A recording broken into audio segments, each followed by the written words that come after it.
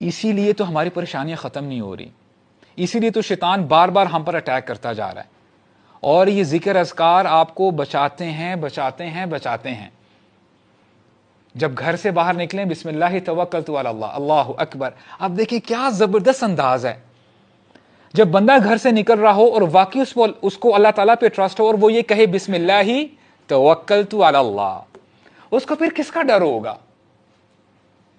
اور پھر جب وہ گھر میں داخل ہوتا ہے بسم اللہ ولجنا و بسم اللہ خرجنا وعلی ربنا توکلنا، ہم اللہ کے نام سے باہر نکلیں اور اللہ تعالیٰ کے نام سے ہم اندر آئے ہیں، یہ اللہ تعالیٰ کی رحمت ہے، اللہ تعالیٰ کی مرسی ہے۔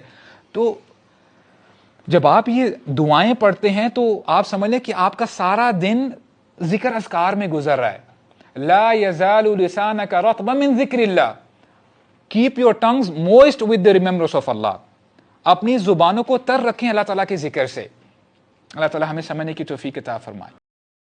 حضرت عمر رضی اللہ عنہ پوری دنیا کے اس وقت he was the most powerful man، اور بیت المقدس میں کیسے داخل ہو رہے ہیں تصور کریں ایک لمحے کے لیے، کہ لوگ تمام مجمع دیکھ رہا ہے کہ ابھی کون آتا ہے، ابھی کون آنے لگا ہے۔ وہ پاورفل بندہ وہ کیسا ہوگا؟ امیجن کریں حضرت عمر رضی اللہ عنہ، he has no cloth to cover his head، کپڑوں میں پیوند لگے ہوئے ہیں اور کیچڑ سے بھرے ہوئے ہیں کپڑے، and he is standing، Ghulam بیٹھا ہے اونٹ کے اوپر اور انہوں نے رسی پکڑی ہوئی ہے اور لوگ نظارہ دیکھ رہے ہیں۔ یہ ہوتا ہے فَحْكُمْ بَيْنَ النَّاسِ بِالْحَقِّ، لوگوں کے درمیان حق کے ساتھ فیصلہ کرنا۔ واللہ ہمارے لیے فکر لمحے ہے یہ، ہم لوگ سوچیں کہ where are we heading to۔ میں سمجھتا ہوں کہ جب آپ اللہ سے رابطہ شروع کرتے ہیں نا تو اللہ تعالیٰ سگنلز بھیجتا ہے آپ کو۔ آپ نے اپنی لائف میں بھی دیکھا ہوگا، اکثر انسان کو نا اللہ تعالیٰ ارد گرد سے دکھا رہا ہوتا ہے کہ دیکھ میں تجھے نکال رہا ہوں اس گند سے، اس ماحول سے، اور لوگ بھیج رہا ہوں تیری طرف جو کچھ ایسے جملے کہتے ہیں جو اللہ سے محبت پر مبنی جملے ہوتے ہیں۔ یہ اصل میں اللہ سبحانہ وتعالیٰ is talking to you through those people, میرا یہ ایمان ہے۔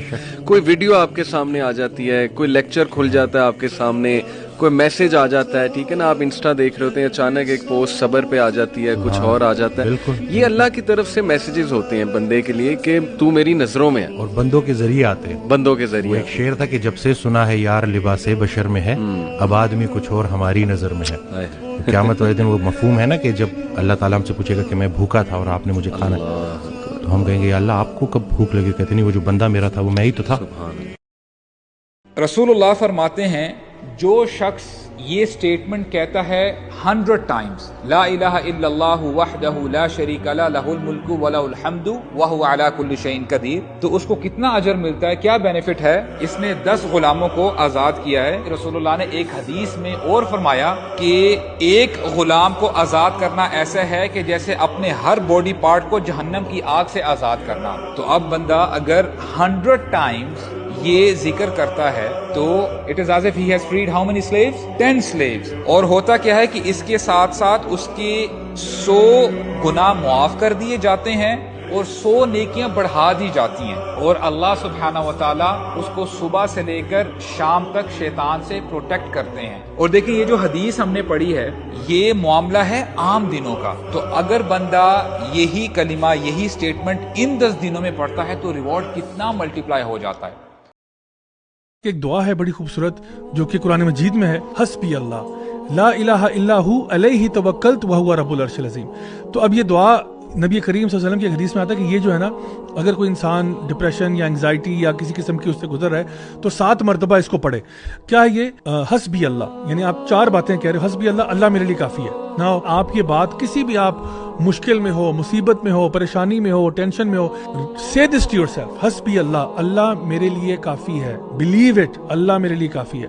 لا الہ الا ہو، میں کسی کی عبادت نہیں کرتا سوائے اللہ کے، علیہ توکلت، اور توکل صرف اللہ پر کرتا ہوں، توکل تو الیہ نہیں ہے، علیہ توکل یعنی میں صرف اللہ پر ہی بھروسہ کرتا ہوں۔ کیوں توکل کرتا ہوں اللہ پہ؟ کیوں؟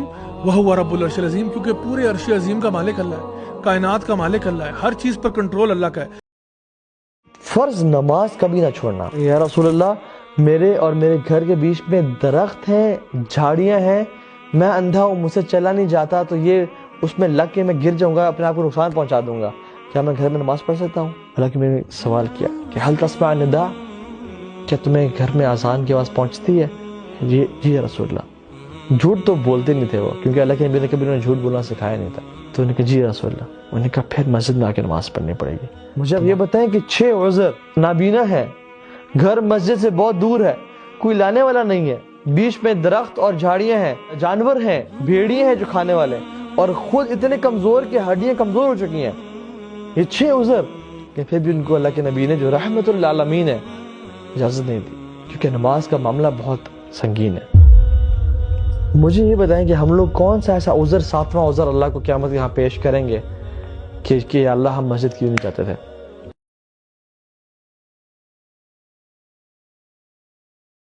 آپ چاہتے ہیں آپ کی دعائیں قبول ہو جائیں؟ آپ چاہتے ہیں کہ اللہ تعالیٰ آپ کی ہر دعا قبول فرمائے؟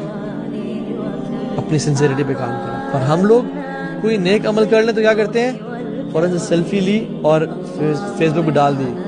you guys know I'm very I love charity and I love spending money on people and یہ تو وہ، مجھے لوگوں کی خوشی، لوگوں کی خدمت کرنے بہت مزہ آتا ہے، اور اپنی تعریفیں بے تعریفیں اور اپنی پروموشن۔ اپنی زندگی میں کچھ اعمال ایسے ضرور رکھیں جس کے بارے میں کسی کو نہ پتا ہو سوائے اللہ تعالیٰ کے۔ جتنے بھی انبیاء کرام کا تذکرہ ہمیں ملتا ہے، جب بھی وہ قرآن کی دعوت لے کے گئے یا دین کی دعوت لے کے گئے، سب لوگوں نے ایک ہی بات بتائی کہ ہم نے اپنے باپ دادا کو ایک طریقے پر پایا ہے اور ہم اپنے اس طریقے کو نہیں چھوڑ سکتے۔ یہ ایک بہت بڑا ڈیٹرنس ہے جو آپ کو حق کی طرف آنے نہیں دیتا۔ اور اگر آپ تھوڑا سا ایک پیچھے سٹیپ لیں، جنرلی اگر آج آپ مسلمانوں کی بات کریں، آج کا مسلمان کیوں ہیں؟ کیونکہ ان کے پیرنٹس مسلمان ہیں۔ وہ مسلمان کیوں تھے؟ کیونکہ ان کے پیرنٹس مسلمان تھے۔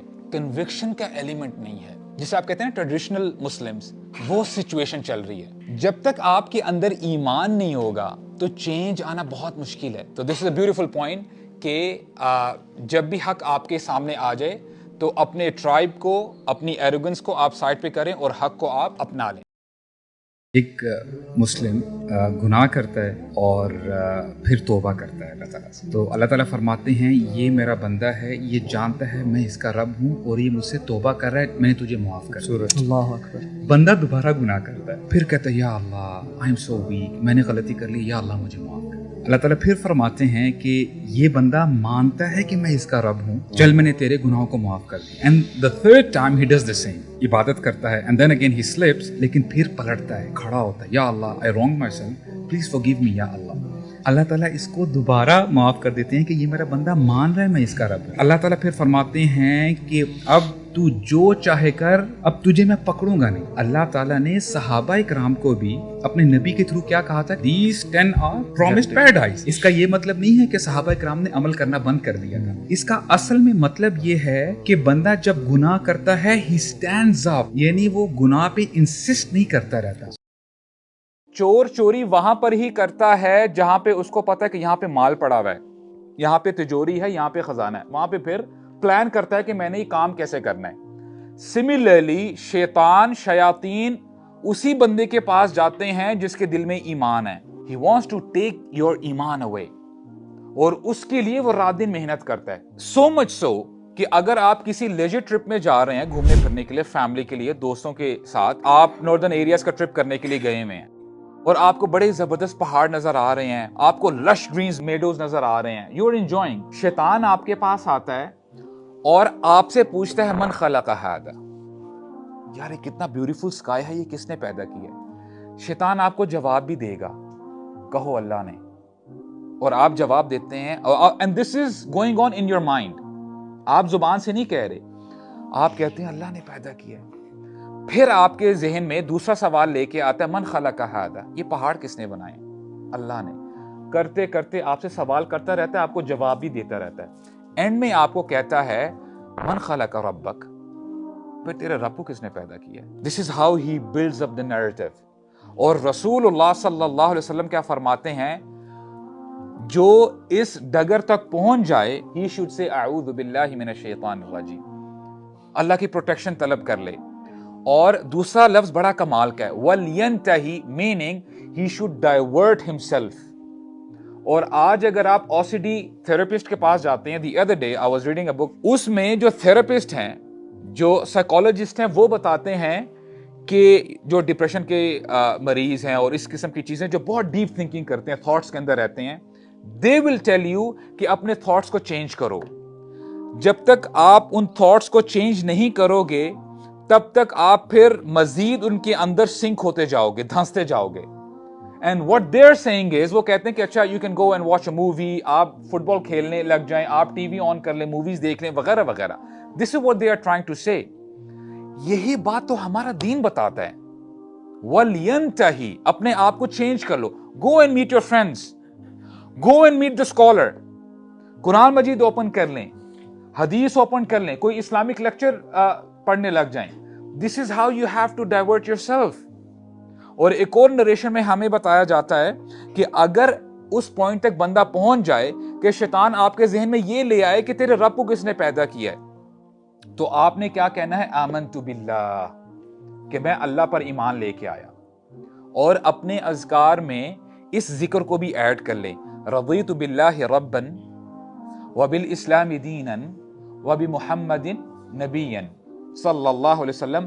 اور آپ کو پتہ یہ جو 3 چیزیں آپ کہتے ہیں نا, اللہ, اسلام, محمد صلی اللہ علیہ وسلم, یہ سوال آپ سے قبر میں بھی ہونا ہے انہی 3 چیزوں کے بارے میں. سو ڈو دس ذکر ایوری ناؤ اینڈ دین, صبح بھی کریں, شام کو بھی کریں, get use to it.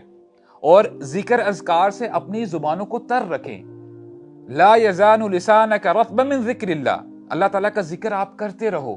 Right? This is how you can protect yourself from shayateen.